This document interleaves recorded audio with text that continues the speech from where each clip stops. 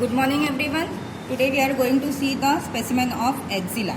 Okay, so this is axilla. This part is axilla. So it is a depression and it is pyramid in shape. It is a depression that is present between the upper part of the arm and the upper part of the lateral thoracic wall. Okay, so this is lateral part of the thoracic wall and this is arm. Okay, so this depression that is called as axilla is present between the upper part of the arm and the upper part of the lateral thoracic wall. Okay, so here you can see the base of the axilla. Okay, so axilla, it is pyramidal in shape. It has got an apex that is directed upwards towards the root of the neck, and base is directed downwards, and it has a concavity that is directed downwards. Okay, so this concave depression is the base of the axilla. Okay, so this base of the axilla, it is anteriorly bounded by the anterior axillary fold. Okay, so this part is the anterior axillary fold, and posteriorly it is bounded by the posterior axillary fold. Okay, so this is posterior axillary fold, and between these two, okay, between anterior and axillary folds, it is formed by the, from outside inwards, it is formed by the skin, then superficial fascia, then within the inside the superficial fascia you will get the axillary fascia that is formed by the prevertebral fascia, and that extends between the anterior axillary fold and posterior axillary fold, and it is suspended from upwards by the suspensory ligament of axilla. Okay, so this is the concave depression that is present between the upper part of the arm and the upper part of the lateral thoracic wall. Now we will see the specimen, dissected specimen.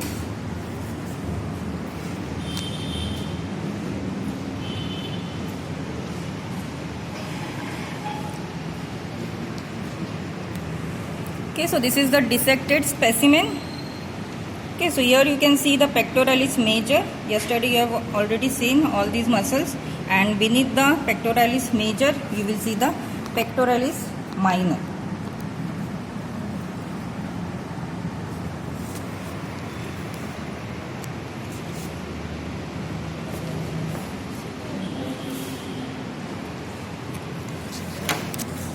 Okay, so this is axilla. Okay, here you can see the dissected part of axilla. Okay, so axilla, it has an apex that is directed downwards. Okay, so this is the apex of the axilla. So it is pyramidal in shape. It is apex above. We will get the apex. Apex is truncated and it is directed upwards medially and towards the root of the neck. Then below you will get the base. Okay, so base is directed downwards and it is concave. Then you will get four walls. Okay, anterior wall, then posteriorly we will get the posterior wall, and here there is medial wall and lateral wall. Okay, so this apex is directed upwards towards the root of the neck, and it transfers the vessels, axillary vessels, and the cords of the brachial plexus. Okay, so these are the axillary vessels, that is axillary artery, axillary vein, and cords of the brachial plexus. Okay, so this part is the apex of the axilla. Now below you will get the base. So base you have already seen. So base is formed by the skin, superficial fascia, axillary fascia, and anteriorly it is bounded by the anterior axillary fold that is formed by the twisted lower border of the pectoralis major, and posteriorly it is bounded by the posterior axillary fold, okay, that is formed by the latissimus dorsi and the teres major muscles. Okay, so this is anterior axillary fold that is formed by the twisted lower border of the pectoralis major, and posterior axillary fold is formed by the latissimus dorsi and teres major muscle. Now we will see the walls. So this is the anterior wall. Okay, anterior wall is formed by the skin, superficial fascia, and pectoralis major, and beneath the pectoralis major you will get the pectoralis minor. And posterior wall is formed from above downwards by the subscapularis muscle. Okay, subscapularis muscle, then teres major muscle and latissimus dorsi muscle. Okay, subscapularis teres major and latissimus dorsi muscle. So these muscles from above downwards, they form the posterior wall of the axilla. Okay, anterior wall is formed by the pectoralis major, pectoralis minor. Posterior wall is formed by the subscapularis, teres major and latissimus dorsi muscle. Now medial wall, we'll see the medial wall. So medial wall is formed by the upper 4 to 5 ribs. Okay, so upper 4 to 5 ribs and their intercostal spaces between them. Okay, so this is the medial wall.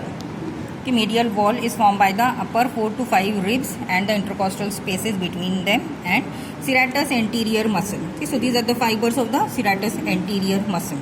Okay, and there is long thoracic nerve.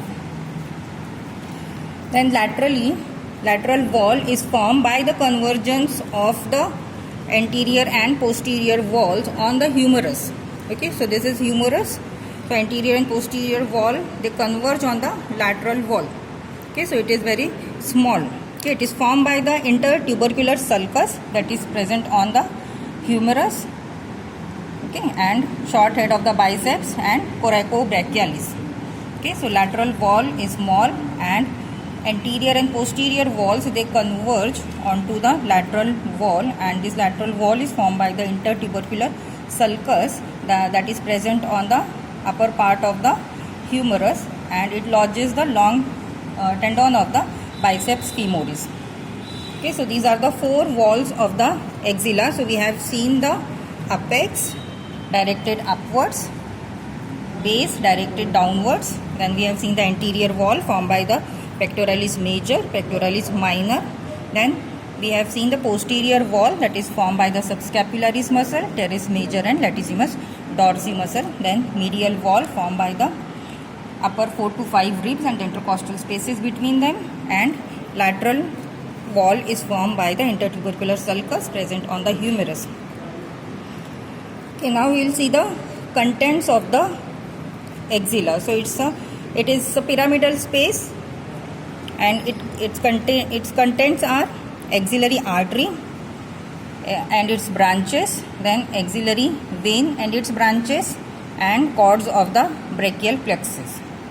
Okay, cords of the brachial plexus, and also it contains the axillary lymph nodes and axillary fat. Okay, now we will see the axillary artery. So this is the axillary artery. So this axillary artery, it commences from the first part of the outer border of the first rib. Okay, outer border of the first rib, and it is the continuation of the subclavian artery. Okay, it is the continuation of the subclavian artery. Then it runs outwards up to the lower border of the teres major. Okay, lower border of the teres major muscle. Okay, and where it continues as the brachial artery. Okay, so this is brachial artery. Okay, so axillary artery, it commences from the outer border of the first rib, where it is the continuation of the subclavian artery, and up to the teres major, where it continues as the brachial artery. So this is the extent of the axillary artery. Now we will see the branches of the axillary artery. Okay, parts of the axillary artery. So this axillary artery, it is divided into 3 parts by this pectoralis minor muscle. Okay, so the part proximal to the pectoralis minor muscle, so this part is the first part of the axillary artery. Okay, first part of the axillary artery. Then second part is the part behind the pectoralis minor muscle. Okay, behind the pectoralis minor muscle is the second part of the axillary artery.